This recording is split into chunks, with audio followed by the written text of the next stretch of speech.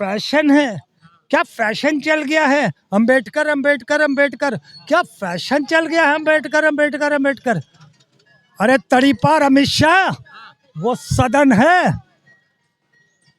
और बाबा साहब संविधान के रचयिता हैं, उनका अपमान देश बर्दाश्त नहीं करेगा। तड़ीपार अमित शाह सुन लो, क्या कर तुमने उसको फैशन शो बना रखा है लोकसभा को, क्या लगा रखा है फैशन फैशन फैशन।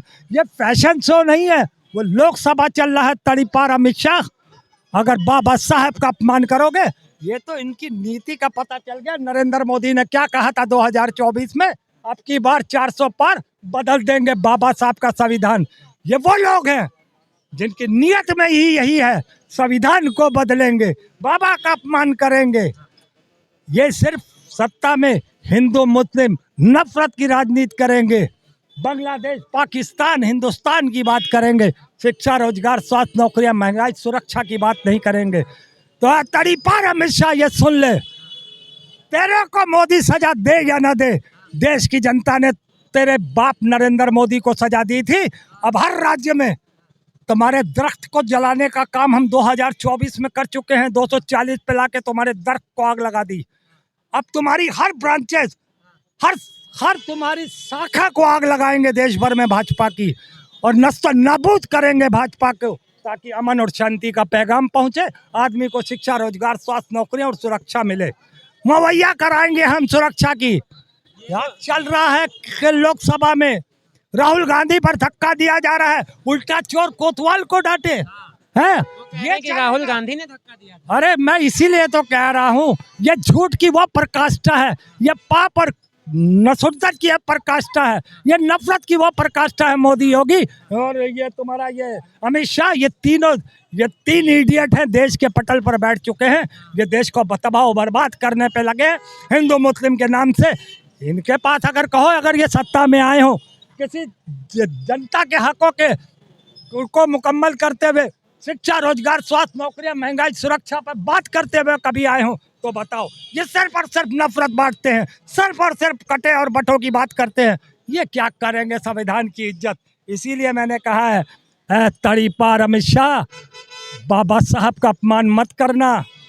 वो संविधान के रचयिता हैं, जिस संविधान की वजह से आज तुम जिंदा हो। अगर संविधान ना होता, कानून ना होता, तड़ीपार तेरे बारे में सारी दुनिया जानती है। मैं बार बार कहूँगा, बाबा साहब का अपमान देश नहीं झेलेगा। और कोई सवाल? तो क्या लग रहा है इसका जो प्रभाव है अभी आने वाले चुनाव में पड़ने वाला है? दिल्ली में भी है, बिहार में भी चुनाव है। वो तो वैसे भी पड़ चुका है, क्योंकि देखो ऐसा है ना, मोदी की कोई गारंटी ना कभी पहले थी, ना आज है, ना कभी भविष्य में होगी।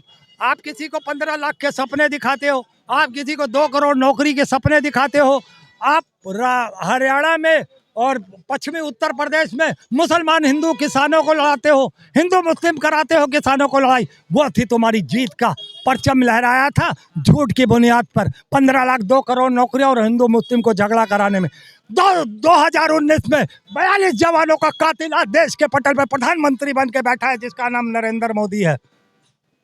उन 42 जवानों के कातिल का आज प्रधानमंत्री बन के, वो कातिल प्रधानमंत्री बन के बैठा है। अब बताओ तुम भैया, देश की जनता ने तुम्हें 240 पे लाकर पटक दिया 2024 में। अब काहे के तुम प्रधानमंत्री बन रहे हो? चलो प्रधानमंत्री बने हो तो तुम्हारे जितने भी अलायंस है, जिनका तुम दम भरते हो, 5 बिल में कोई एक बिल पास करा के दिखा दो, सभी बिल जो तुम लाते हो औंधे मुंह गिर जाते हैं। काहे के प्रधानमंत्री? राष्ट्रपति खामोश है, आंखें कान नाक मुंह बंद करके बैठी है महिमा हमारी द्रौपदी मुर्मू जी। मैं हाथ जोड़ बेनती करूंगा, ये आदिवासी का नाम लेते हैं, ये दलित के नाम से एक ऊंचे पदों पे 2 लोगों को बैठा के और देश में दलित और आदिवासी की राजनीति करते हैं ये लोग। नफरत फैलाने के लिए इनके पास यही काम रह गया है। और ये कहते हैं कि हम संविधान के, हम ऊंचे ऊंचे पदों पे आदिवासियों को और दलित को बैठाते हैं।